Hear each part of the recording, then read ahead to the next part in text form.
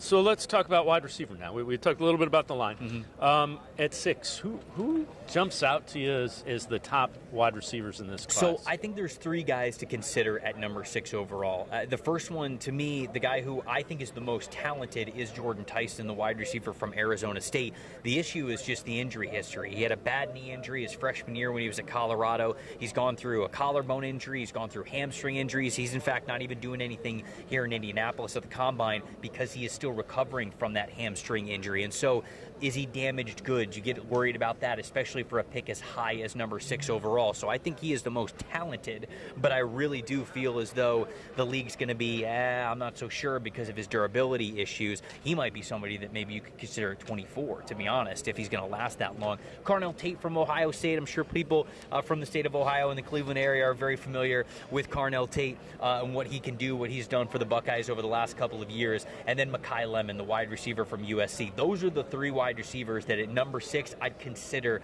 those players as long as the medicals check out for them. So Carnell Tate, and again, I've seen quite a bit of him being from Cleveland. The one concern I have, and do NFL teams look at this at all? Jeremiah Smith plays on it, so he's the number 2 guy on his college team. Right.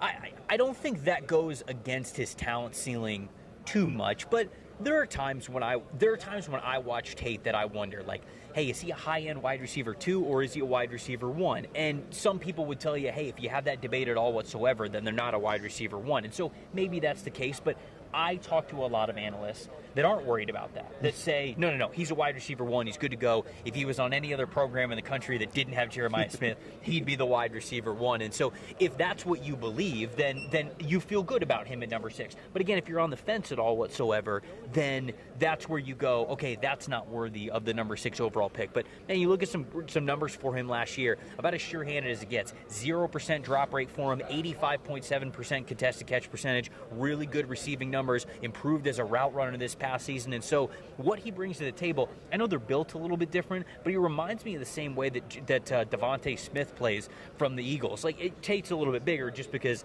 Devontae was an outlier when it came to his weight profile, being around 170 pounds. But both of those guys, really good route runners, got slender builds, both of them, but they'll both be good blockers for you. They have super reliable hands. I feel like the style is close between those 2 guys. The guy that I've liked, folks that are watching our show will know, I like Mekhi Lemon. Again, he plays a lot big. You know, I kept seeing he's 5'11". I'm like, he doesn't look 5'11" when he's playing the ball. 100%. And he looks like a wide receiver 1. He really does. He looks like a takeover player. His yards per route run was very, very high over the last 2 years because he was the focal point of that offense. Anytime they needed a big catch, and I try to remind people of this too, a lot of Mekhi Lemon's catches, it could be short and intermediate catches where he's creating that quick separation. But they'll throw him the ball deep. He had an elite receiving grade deep down the field. He's great in those contested catch situations. He knows how to find those soft spots in the zone. He knows how to create that separation even deep down the field. He reminds me so much of Amon-Ra St. Brown, who is one of the most efficient wide receivers in the NFL. And anytime you are reminiscent of a player like St. Brown, it's hard not to love a guy like that because of what St. Brown's been for the Lions.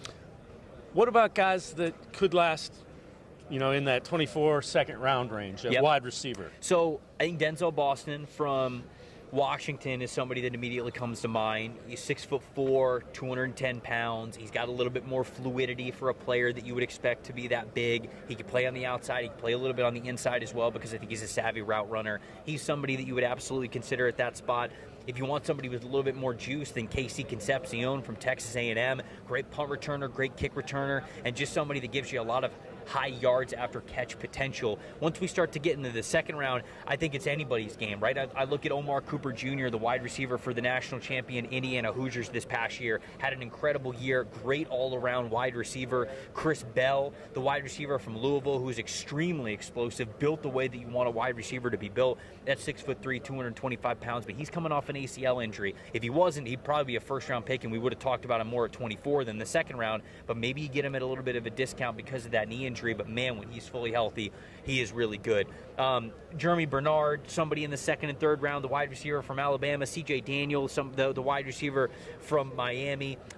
Elijah Surratt. Although they kind of had a receiver like him in Tillman, but I do still think that he's just a really good player. And then as a vertical stretching guy, maybe a Chris Brazzell II from Tennessee. Those are a handful of names that I think could be considered anywhere within that second and third round picks they have.